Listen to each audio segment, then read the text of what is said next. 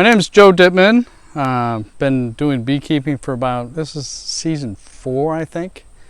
And I first got started or interested in bees at a county fair. They had a hive there, and I thought, oh, this would be interesting. And I was thinking about retiring, so I retired, and now I keep bees. So you may have a question, well, how do you get started? Well, a lot of times you'll buy equipment, and you really need to buy the equipment probably the fall before, the winter before. And I recommend taking a class at a local college. And then the next thing would be to get your bees.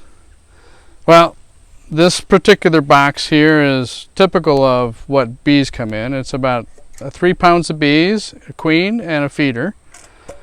It's about 10,000 bees and 3,000 with 10,000 bees with 3 pounds. And then you would pour them into your hive, which this is what they call a nucleus hive. You can start them out here, but they'll very quickly expand beyond this. And it has 5 frames that look like this. This is plastic with wax coating, and they will build their honeycomb on that. You'll see some of the honeycomb later on as we go into a hive. And then as the hive gets bigger and bigger, you would add larger boxes on top. This is what they call a super. It's a little bit smaller than the deep, which is what this is. And you have 10 frames in this, and it just keep going up as it fills up with wax, bees, and honey. And your job mainly is to make sure that the bees are well taken care of, got plenty of forage and water. And then you occasionally go in there to inspect and make sure that everything is good. There are a number of pests that can afflict a hive. And in terms of the tools that I use, this by far, it is the hive tool. It is by far the most important one, because without this I couldn't get into the hive, because they seal it up with a sticky stuff called propolis. And then I use this as a frame grabber, so I can pull out the frames one by one to inspect them, and we'll utilize that tool later on. And then to get your bees to move away from where you want, this is one method, is a brush.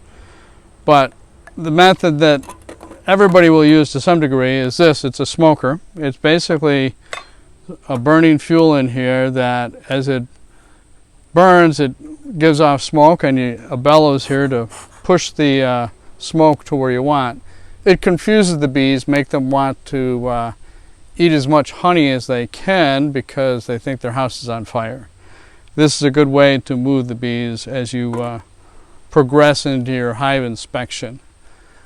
Generally, I go into the hive anywhere from every 2 weeks to a month.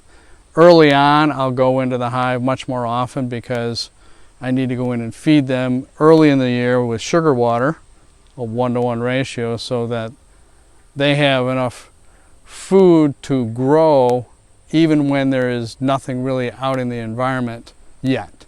The first crop that the bees go for is dandelion. So dandelions are good from that perspective. And then one of the last things they go for in August, September up to the freeze is goldenrod. So in the fall I will feed them until they stop taking it, a sugar water mixture, a 2-to-1 ratio. And I do that from probably about mid-September till they stop taking it. And that's to prepare them for the winter. A hive needs up in this area, which is northern Illinois, can use easily 60 pounds of honey over the winter. So you got to make sure they have enough supplies. So what bees like, they gather nectar, they gather pollen. Pollen for them is like steak to us. Nectar is like a good drink. The nectar is used to make honey. They also gather like a sap from a lot of trees, and they use that to make propolis, which is the glue. But so what I've done is I've planted a large number of sunflowers that particularly produce a lot of pollen.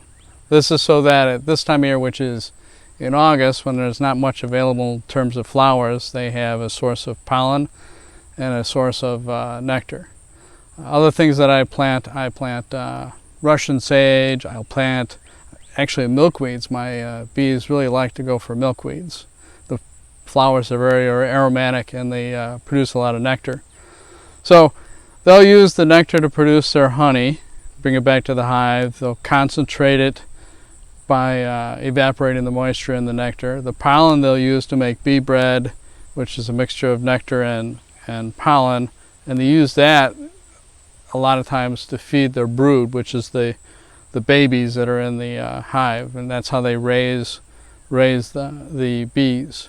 The vast majority of the bees in the hive are female. They have one queen, and then they have a lot of female workers, and then they have drones. The drones' sole purpose is to mate with virgin queens, and that's it. They kick them out in the fall because they don't need them anymore, and they end up dying. But you need them in order for them to produce a queen. And the workers, those are essentially no different than a queen, except they're not fed what's called royal jelly, which is a highly concentrated form of food that the bees produce in small quantities for their queen. The vast majority of the bees will be spending their time going through the stages of, I'm going to start here as a nurse bee, and as they get older, well, as a nurse bee, their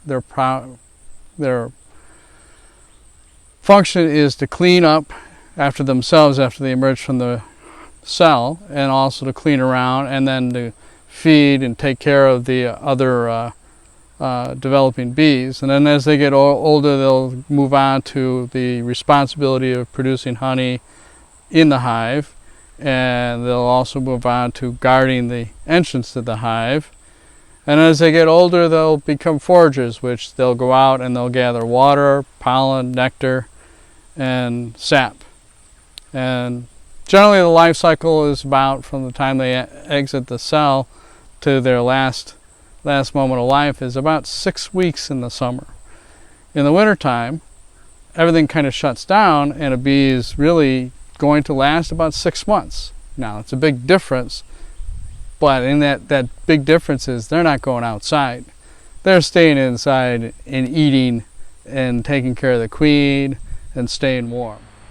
So this is what is called a colony. It consists of multiple pieces of equipment. There is one queen in here.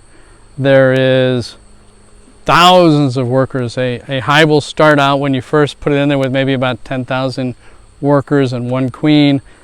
And in the peak of summer, you'll be up around 60,000, 70,000 per hive or colony. And as things go, the bottom two, in the Illinois we need 2 because of the winters, is their brood area. It's where they raise their bees, where the queen stays. Then above that you would put a queen excluder. This is intended to keep the queen down below the supers, which is the storage area. This little grate in front of the hive is what's called a mouse guard. It keeps any mice from getting in there. They tend to like to look for someplace warm, and they'll go into the hive and try to spend the winter in there, and that's a big mess if you have to clean one out. This particular hive has 10 frames. These are all the deep frames, and they just sit on a little shelf in here that has enough space between them that the bees are able to get around between the frames, and to build their honeycomb and the wax. So this is their living quarters. The next section, which I'm going to put on now, is called a super.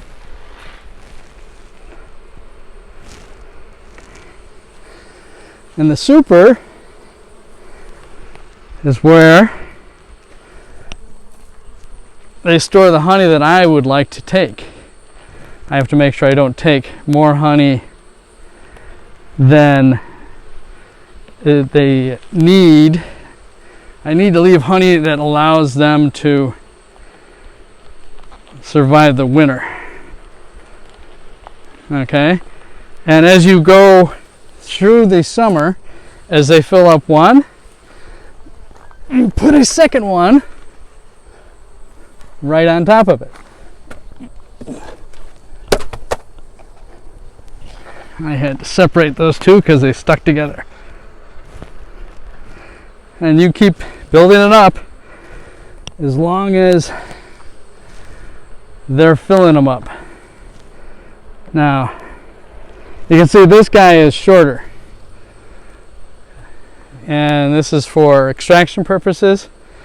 When this thing's full up, totally capped, this being capped honey, it will weigh about, it will give me about 3 pounds of honey per frame. So a box like this gives me 30 pounds of honey. This is the inner cover.